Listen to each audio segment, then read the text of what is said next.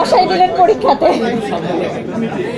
না প্রথমত হচ্ছে প্রথমে যখন সিজিএফবি শুরুর দিকে আমি অনেকবার অ্যাটেন্ড করেছি, অ্যাওয়ার্ড পেয়েছি, আমাদের অনেক সুন্দর একটা সময় কেটেছে। মানে তারপরে আসলে অনেক বড় একটা লম্বা গ্যাপ হয়ে গেছে, আমিও ওই প্রোগ্রামে আসিনি, অনেক বছর হয়ে গেল।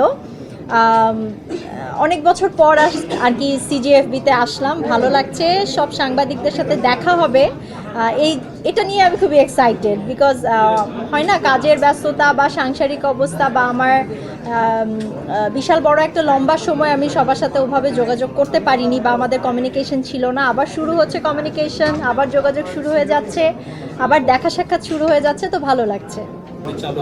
পরিচালক হবেন সামনে, কাজের ব্যস্ততা এখন 840 নিয়েই যাচ্ছে, 840 নিয়ে ক্যাম্পেইনিং করছি, বিভিন্ন জায়গায় যাচ্ছি, দর্শকদের রিয়াকশন খুবই ভালো আলহামদুলিল্লাহ। সো এখন যদি বলা হয় ব্যস্ততা ইলহামকে নিয়ে এবং 840 নিয়ে।